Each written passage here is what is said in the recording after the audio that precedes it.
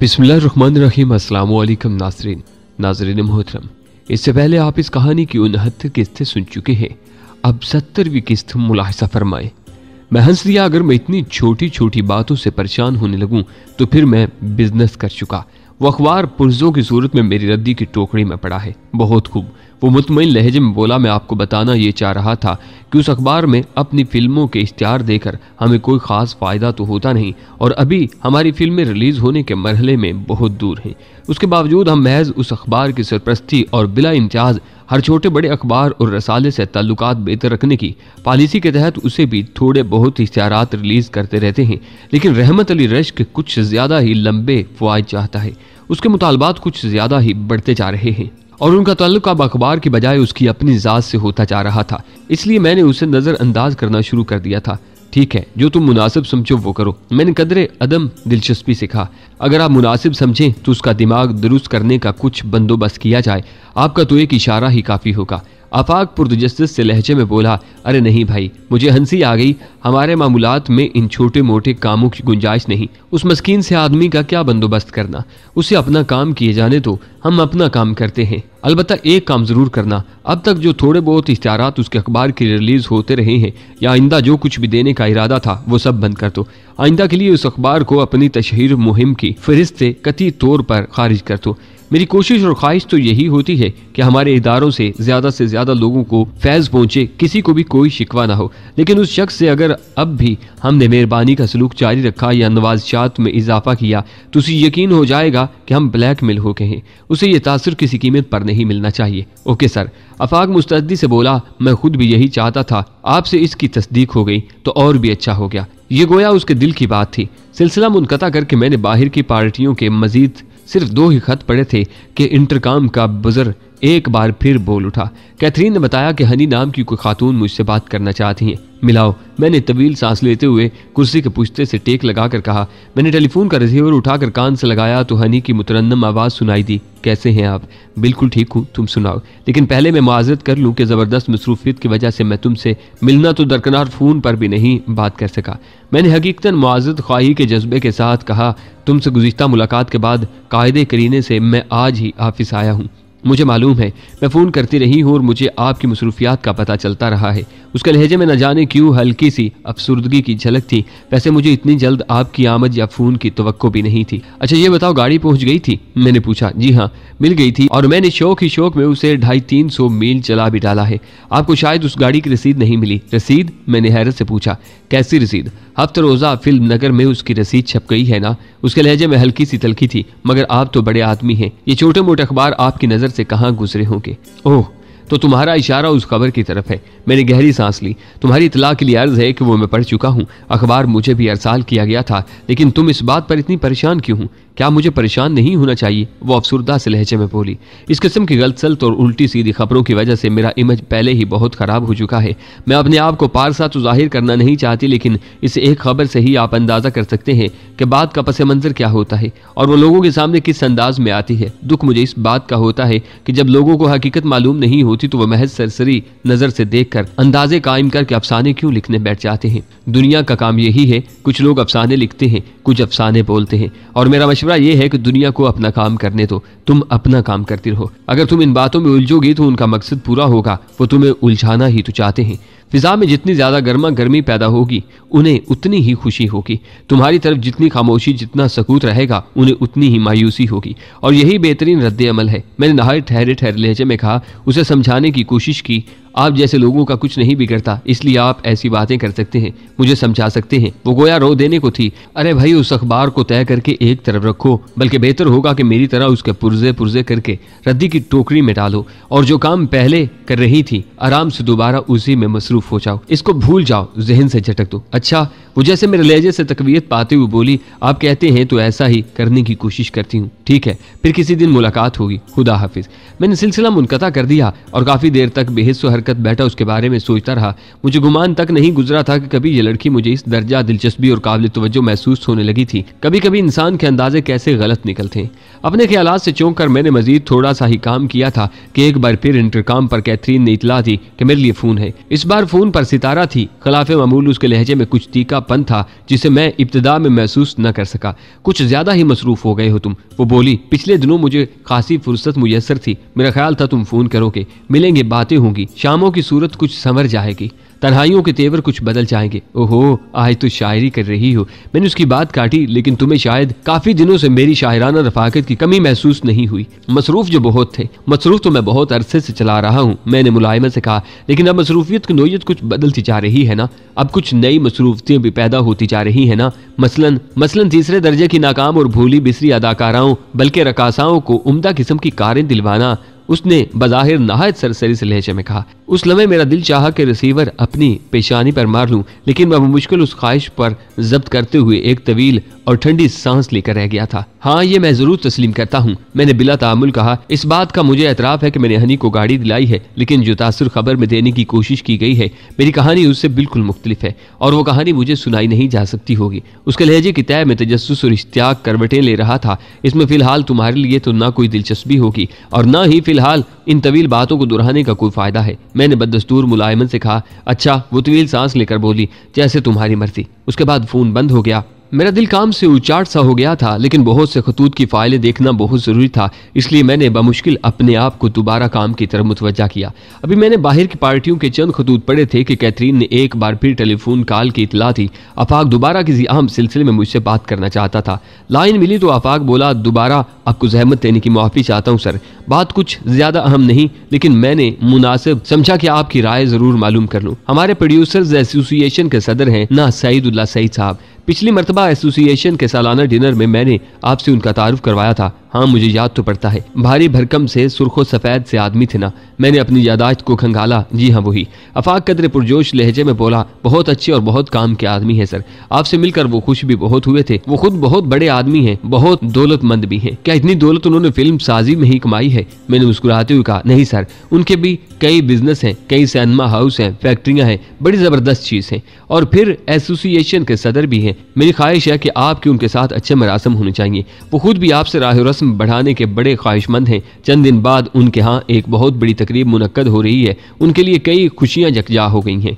हाल ही में उनकी फिल्म रुत मस्तानी ने प्लैटिनियम जुबली की है। इधर उनके यहाँ शादी के तकरीबन 10 साल बाद पहली औलाद हुई है। फिर ये कि इस साल वो दूसरी मरतबा एसोसिएशन के सदर मुंतखब हुए हैं। उनके लिए ये सब खुशियां बेइंतहा अहम हैं और उनका ख्याल है कि अब तो उन्हें एक जोरदार तकरीब जरूर मुनक्कद करनी चाहिए और उनके यहाँ मुनक्कद होने वाली तकरीबात अपनी मिसालाप होती हैं। मेरी दरख्वास्त है कि आप उस तकरीब में जरूर शिरकत करें। उन्होंने मुझसे दरख्वास्त की थी कि मैं आपसे कहूँ। वैसे कल वो खुद भी आपको फ़ोन करेंगे। मुझे यकीन है कि एक तो आप उस तकरीब से महफूज होंगे, दूसरे सईद साहब की ख्वाहिश भी पूरी हो जाएगी। भाई, तुम इतना जोर दे रहे हो तो मैं आ ही जाऊंगा। मैंने एक लम्हे सोचने के बाद कहा, गो के मसरूफियात तो अभी कई दिनों तक ज्यादा ही रहेंगी, लेकिन मैं सोच रहा हूँ कि जिंदगी में तफरीहात की कुछ ज्यादा ही कमी वाक़ई होती जा रही है, इसलिए इस तरफ भी कुछ न कुछ तवज्जो देनी चाहिए। जी हाँ, वो धीरे से हंसते हुए बोला, एक ये ख्याल भी मेरे पेश नजर था, तो फिर मैं यकीन रखूँ कि सईद साहब आपको फोन करेंगे तो आपका जवाब इस बात में होगा। हाँ, मैंने जवाब दिया, मेरा ख्याल है मैं हामी भर ही लूंगा। सईद साहब का घर गार्डन टाउन में था और मेरी तवक्को से कहीं ज्यादा शानदार था। कोठी क्या, एक छोटा मोटा किला था। उसकी 4 दीवारी कंक्रीट की मालूम होती थी और खासी बुलंद थी, लेकिन उसके अंदर की तरफ उससे भी बुलंद गोया एक और 4 दीवारी थी और ये 4 दीवारी सफेदे के दरख्तों पर मुश्तमिल थी। उन दरख्तों की गुंजान की तार 4 दीवारी के साथ साथ चल रही थी और उसने असल इमारत को तकरीबन छुपा ही रखा था। मेरे अंदर दाखिल होते ही सईद साहब और सितारा मुझे अपनी तरफ आते हुए दिखाई दिए। उसके बाद वो मुझसे बड़ी गर्मजोशी से बगलगीर हुए और बातों का सिलसिला चल निकला। बातें करते करते वो कहने लगे, वो दरअसल हम लोगों में बुरी आदतें पैदा हो जाती हैं ना, हम लोग तफरीक को भी खालिस नहीं रहने देते। मैं अच्छा भला इंजॉय कर रहा था, यानी ये मेरी खुशकिस्मती थी कि बीवी की मौजूदगी के बावजूद इंजॉय कर रहा था। इतने में मुझे अपने एक डिस्ट्रीब्यूटर साहब नजर आ गए। बहुत दिनों से उनकी और मेरी मुलाकात लटकती आ रही थी। मैं फारिग होता था तो वो मसरूफ या मुल्क से बाहर होते थे, वो फारिग होते थे तो मेरा शेड्यूल टाइप चल रहा होता था। आज नजर आए तो मैंने फौरन बीवी से कहा, भली मानस तू यहाँ एक तरफ को खड़ी हो, मैं 4 पैसे का बिजनेस कर लूं। मैं टहल टहल कर सेठ साहब से बातें करता रहा और जब फारिग हुआ तो भूल गया कि बीवी को कहाँ खड़ा किया था। आप थोड़ी देर और सितारा से बातें करते रहिए, आपकी बेगम खुद ही आपको तलाश कर लेंगी, मैंने मशवरा दिया। राहील भट्ट ने कहका लगाया, जो सितारा की नई फिल्म का ऑनर था। एक तवील अरसे से फिल्म जैसे बिजनेस में रहने के बावजूद उसके चेहरे पर मासूमियत थी। मशवरा अच्छा है, उसने इस बात में सर हिलाया, लेकिन फिर संजीदा होते हुए बोला, हम फिल्म इंडस्ट्री वालों की बीवियों का बड़ा हौसला होता है जी। मालूम नहीं हमें क्या कुछ करते देखती हैं, लेकिन फिर भी बाज़ाहिर आंखें बंद करके हमारा इंतजार करती हैं। खास तौर पर फिल्मी हीरो की बीवी होने के लिए तो बड़ा जिगर चाहिए जी। वो दोस्ताना अंदाज में मेरा हाथ दबाकर आगे बढ़ने ही लगा था कि फिर रुक गया, क्योंकि उसी लम्हे ग्रे रंग के सूट में एक नहायत दराज का शख्स हमारे करीब आन रुका था। वो सुर्ख सफेद वजीहा जवान था। उसके होंठों के कुदरती गुलाबीपन को पान की लाली ने गहरा किया हुआ था। उसकी आंखों में खुमार के गुलाबी टोरे थे और वो यकीनन होश और बेखुदी के दरमियान कहीं किसी नाजुक मोड़ पर ही था। तहम बज़ाहिर खुद को अच्छी तरह संभाले हुआ था। 3 पीस सूट में जिस्मानी साख्त का ज्यादा सही अंदाजा नहीं होता। उसके बावजूद उसे सरतापा देखकर कम अज कम मेरे लिए ये जानना मुश्किल नहीं था कि वो कोई ठीक ठाक बॉडी बिल्डर था। उसके चेहरे के अजलात खिंचे हुए थे और लिबास के नीचे यकीनन ठोस मछलियां मचल रही थी। कंधे चौड़े थे। उसने कोई बात नहीं की, कोई तमहीद नहीं बांधी, किसी किस्म की रस्म की जरूरत महसूस नहीं की और यकदम ही इस तरह झुकते हुए सितारा की कलाई पकड़ ली कि उसकी उंगलियों से सिगरेट निकलकर घास पर जा गिरी। उसे गोया इस बात की कतन कोई परवाह नहीं थी कि सितारा ने दूसरे हाथ से मेरा बाजू थामा हुआ है और वो मेरे साथ खड़ी है। उसने सितारा को अपनी तरफ तकरीबन खींचते हुए मखमूर से लहजे में कहा, अरे मुझे तो मालूम ही नहीं था कि मेरी हीरोइन यहाँ खड़ी हुई है। भाई असूलन तो तुम्हें मेरे साथ होना चाहिए था। मुझे उसका अंदाज बहुत ही बुरा लगा। मैंने अपने आप को आगे बढ़कर उसके मुंह पर खोंसा रसीद करने से बमुश्किल बाज रखा। सितारा के चेहरे पर भी तनाव और बरहमी के आसार नमूदार हो गए थे। मुझे यूं लगा जैसे मेरे इर्द गिर्द सकूत छा गया हो। हालांकि मेरा ख्याल है लोग बदस्तूर अपनी अपनी बातों में ही मशगूल होंगे। मैं महफिल को खराब करना नहीं चाहता था। मैंने एक कदम आगे बढ़कर उसकी कलाई पकड़ ली और फिर मेरे हाथ का शिकंजा इस कदर सख्त हो गया कि उसके हाथ से सितारा की कलाई खुद ब खुद छूट गई। मैंने आहिस्तगी से उसका बाजू पीछे किया और एक लफ्ज कहे बगैर एक कदम पीछे हटकर यूं अपनी जगह खड़ा हो गया, गोया कोई बात हुई ही न हो। उसे बेहतर तौर पर देखने पर मुझे एहसास हुआ कि उसे नौजवान नहीं कहा जा सकता था। अच्छा खासा पुख्ता उम्र आदमी था, लेकिन अपनी बेहतर निगहदाश्त वगैरह की वजह से वो अपनी उम्र से खासा कम नजर आ रहा था।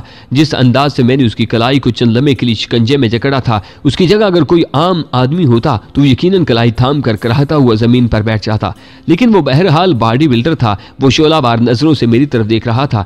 बहुत कम लोग सर ऊंचा किए बगैर मेरी आंखों में आंखें डालकर बात कर सकते हैं, क्योंकि मेरा कद 6.25 फुट है। लेकिन वो सीधा मेरी आंखों में देख सकता था, क्योंकि वो कद में मुझसे 1 आध इंच ही कम था। उसने कुछ कहने के लिए होंठ तिरछे ही किए थे कि राहील भट्ट ने एक अक्लमंद सालिस की तरह आगे बढ़कर हाथ बुलंद करके गोया उसे खामोश रहने का इशारा करते हुए कहा, अरशद तुम्हारा शायद इनसे तारुफ नहीं, ये शहर के बहुत बड़े आदमी हैं, अफजल चौधरी साहब, चौधरी ग्रुप ऑफ कंपनीज के मालिक, फिल्म साज भी हैं।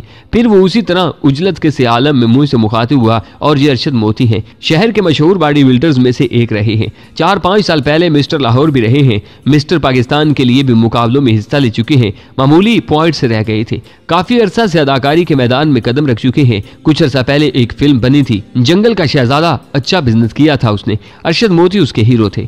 आजकल ये हमारी फिल्म में काम कर रहे हैं। जंगल गर्ल में सितारा के मुकाबिल हीरो हैं। अरशद मोती को गालिबन उससे गर्ज नहीं थी कि उसे मेरे बारे में क्या बताया गया है। उसे सिर्फ इस बात से दिलचस्पी थी कि उसका तारुफ मुतासर कुन अंदाज में कराया गया है या नहीं। राहील ने जिस तरह उसका तारुफ करवाया था, उससे उसके चेहरे का तनाव काफी हद तक कम हो गया था। लेकिन खुशगवार मूड में भी शायद उसे मुंह कदरे टेढ़ा करके बोलने की आदत थी। अपने उसी मखसूस अंदाज में वो कदरे इस्तिजाइया से लहजे में बोला, बट साहब इतना लंबा तारुफ करवाने की क्या जरूरत है, बस इतना ही कह दें कि अगर ये बड़े आदमी हैं तो छोटे आदमी हम भी नहीं हैं। हाँ वो तो तुम्हारे अंदाजो एतवार ही से मालूम हो गया है। मैंने पलक झपकाए बगैर उसकी आंखों में झांकते हुए सर्द से लहजे में कहा।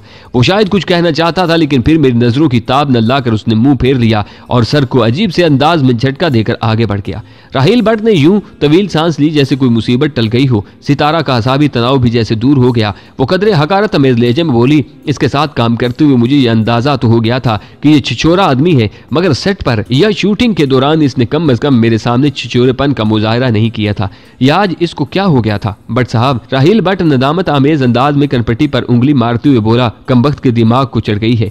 दिमाग है इसके पास? सितारा ने मासूमियत से पूछा। बस मैं मुरब्बतन फर्ज कर लेता हूँ कि शायद 2-4 रत्ती दिमाग हो इसके पास। राहील ने मुख्तसर और मुस्तरिब सा कहका लगाया था। सितारा संजीदगी से बोली, मैंने तो शूटिंग के दौरान कभी अपने किसी रद्द अमल से इसकी हौसला अफजाई भी नहीं की। इसके बावजूद ये यकायक इसे क्या सूझी थी जो फ्री होने लगा था? मैंने कहा ना कि इसकी दिमाग को चढ़ गई है। राहील हाथ मलते हुए बोला। वैसे भी इस किस्म की पार्टियां, ऐसा माहौल उसके लिए भी अभी नई चीज ही है। उसने हमदर्दाना से अंदाज में सर हिलाया। इंसान कभी गलत फहमी और कभी खुश फहमी में मुब्तला हो जाता है, खसूसन जबकि वो कम ज़रफ हो, मामूली माहौल से आया हो। ऐसे इंसानों को मुआफ कर देना चाहिए। वो बज़ाहिर सितारा से मुखातिब था, लेकिन यह बात गोया उसने मुझे सुनाने के लिए कही थी। सितारा नई सिगरेट सुलगा कर एक कश लेती हुई बोली, मैं तो मुआफ नहीं करूंगी भट्ट साहब। ये दुरुस्त है कि मैंने आपकी फिल्म साइन कर ली है और आपकी शख्सियत, आदात, एतवार और काम करने का अंदाज मुझे बहुत अच्छा लगा है, लेकिन मैं अरशद मोती को इस बात की इजाजत नहीं दूंगी कि वो मुझे कोई एक्स्ट्रा गर्ल समझकर फ्री होने की कोशिश करे। आइंदा अगर उसने कभी शूटिंग या किसी पार्टी के दौरान यूं अचानक ही मुझसे खींचा ताने की कोशिश की तो मैं कोई चीज उसके मुंह पर मारकर दांत बाहर निकाल दूंगी और इस सिलसिले का बाकी काम चौधरी साहब मुकम्मल करवा देंगे। उसने मेरी तरफ इशारा किया। मैंने कहा ना कि ऐसे लोगों को मुआफ कर देना चाहिए। राहील भट्ट ने एक बार फिर मुस्तरबाना से अंदाज में हाथ मले। इन्हें कुछ नहीं होता, ये बस अपने तड़पते फड़कते पट्टों के ज़ौम में होते हैं। खैर, इस मौजू पर हम बात फिर करेंगे बशर्ते की जरूरत पड़ी। अब अगर आप लोग इजाजत दें तो मैं अपनी बीवी को तलाश करूं। इस उम्र में मैं अपनी बीवी को खोने का मुतहम्मिल नहीं हो सकता। आप जरूर उन्हें तलाश कीजिए प्लीज, मैंने मुस्कुराते हुए कहा। राहील भट्ट आगे बढ़ गया और लोगों की टोलियों के दरमियान हमारी नजर से ओझल हो गया। हमारे वहाँ खड़े खड़े ही मौसीकी का दौर चल निकला था। थोड़ी देर हम मौसीकी से मुस्तफीद होते रहे। सितारा और मेरे दरमियान सरगोशियों में बातें हो रही थीं और हम उसी को मौजू बना रहे थे जो थोड़ी देर पहले मेरे हाथों मरते मरते बचा था। और वो एक डांसर के साथ डांस कर रहा था। उससे पहले कि सितारा कुछ और कहती, एक शनाके के साथ मौसीकी ने दम तोड़ दिया और लोगों के रगोपै में दौड़ती हुई बरखी रोज जैसे यकदम मुनकता हो गई। सब ढीले ढाले से अंदाज में खड़े रह गए। फरमानदाम लोग तो बाकायदा हाँप रहे थे, ताहम खवातीन के चेहरों पर ताजगी थी। मुझे महसूस हो रहा था कि औरतें उस महफिल और यहाँ के हल्ले गुल्ले से ज्यादा लुत्फ अंदोज हो रही थीं। उनके चेहरे हैजान अमेज मुसर्रत से तिमतमा रहे थे, या शायद उसमें मेकअप की भी कुछ रंग अमेजी शामिल थी। अचानक सईद साहब की आवाज उभरी, खवातीनो हजरात, मेरे ख्याल में आज के लिए इतनी ही वर्जिश काफी है। खाना हमारा इंतजार कर रहा है।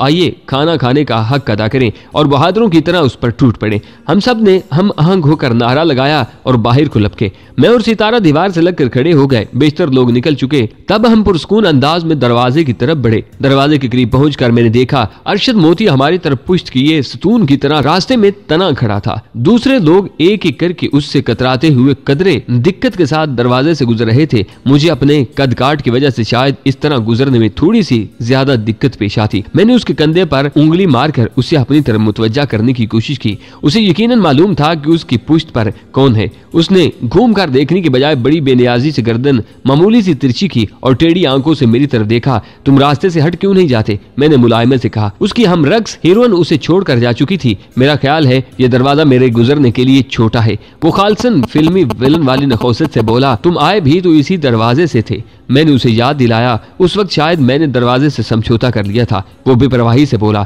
इधर देखो मेरी तरफ। मैंने उसके कंधे पर हाथ रखकर गैर महसूस तौर पर दबाव डाला। वो बड़े स्टाइल से एड़ियों के बल मेरी तरफ घूम गया और नाक सुकेड़ कर बोला, तुम भी थोड़ा सा इधर उधर होकर गुजर क्यों नहीं जाते? दूसरे लोग भी तो गुजर रहे हैं। मैंने उसकी बात का कोई जवाब नहीं दिया और पलक झपकाए बगैर उसकी आंखों में झांकती हुई सरसराती सी आवाज में पूछा, तो दरवाजा तुम्हारे लिए छोटा है? उस लम्हे सितारा की गिरफ्त मेरे बाजू पर सख्त हो गई। मैं बात को धुराया नहीं करता। वो मुझसे नजरें चुराते हुए बदस्तूर बेपरवाही से बोला। मैंने खासी कुव्वत मुजतमा करके बिजली की सी तेजी से उसकी ठोड़ी पर खोंसा रसीद किया। इतनी तेजी की उसे यकीनन तवक्को नहीं रही थी। वो अपनी दिफा में कुछ भी न कर सका और उछलकर उसी दरवाजे से होता हुआ बाहर बरामदे में जा गिरा जिसे उसने अपने लिए छोटा करार दिया था। एक लम्हे के लिए तो शायद उसकी आंखों के सामने अंधेरा छा गया था, इसलिए वो वहीं साख्त पड़ा रह गया। मैं सितारा के बाजू में बाजू डाले यूं बेपरवाही से आगे बढ़ा जैसे मैंने अपने रास्ते में पड़ा हुआ केले का छिलका जूते की नोक से एक तरफ हटाया हो।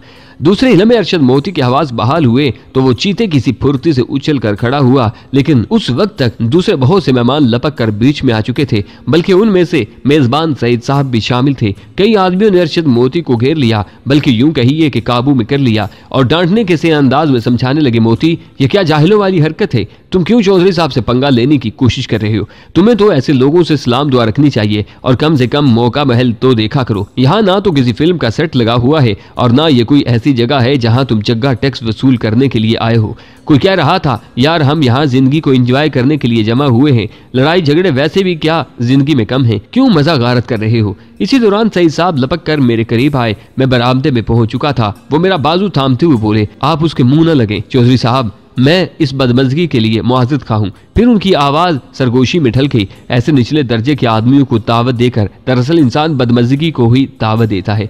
पता नहीं किसकी सिफारिश पर मैंने इसे बुला लिया था। बहरहाल आप अब जहमत न करें, मैं समझा दूंगा उसे। दरअसल वो इतनी हमाकत इसलिए कर बैठा कि वो नहीं जानता आपको। कोई बात नहीं सही साहब, मैंने मुस्कुराते हुए मुलायमत से कहा, आप ना भी जहमत करें तब भी मैं खुद ही उसे समझा दूंगा। मुझे मालूम है इस किस्म के लोग कौन सी जुबान समझते हैं और मुझे ये जानकर हैरत हुई है कि आपको वो जुबान भी आती है। सईद साहब आहिस्तगी से बोले, दुनिया में सर उठाकर जिंदा रहने के लिए बहुत कुछ सीखना पड़ता है, पर न हर ऐरा गैरा आपको पांव तले कुचल कर आगे बढ़ जाए। हम बज़ाहिर यूं बातें करते हुए लान की तरफ बढ़ रहे थे जैसे मौसम पर तबादला ख्याल करते हुए टहल रहे हूँ। सितारा के हाथ की गिरफ्त मेरे बाजू पर अब भी सख्त थी, लेकिन वो देख उस समत में रही थी जिधर लोग अरशद मोती को खींच खांच कर ले गए थे। खैर चौधरी साहब, आप उसे माफ कर दीजिएगा। सईद साहब ने न जाने अपनी नर्म दिली के तहत या किसी और वजह से अरशद मोती की सिफारिश की। शायद उनकी अपनी भी कोई मसलहत अरशद मोती से वाबस्ता रही हो, लेकिन बहरहाल वो मर्दम शनास आदमी थे। मुझे ज्यादा जाने बगैर भी उन्हें अंदाजा हो गया था कि अरशद मोती जैसे लोग मेरे लिए कोई हैसियत नहीं रखते। इसका दारो मदार उसके अपने तर्ज अमल पर है। सईद साहब, मैंने संजीदगी से कहा, यहाँ का हिसाब किताब यहीं खत्म है। आइंदा उसने अपने आप को फन्ने खान समझते हुए कुछ करने की कोशिश की तो मैं नहीं कह सकता कि मेरा रद्द अमल क्या होगा। सईद साहब मजीद कुछ नहीं बोले। वो पुरख्याल से अंदाज मुस्कुराते रहे। खुश मिजाज आदमी थे, किसी फिक्र में भी गलतां होते थे तब भी मुस्कुराते रहते थे। फिर वो हमें खाने की एक मेज तक पहुंचाकर खुद मुआज़त करके एक तरफ को चले गए।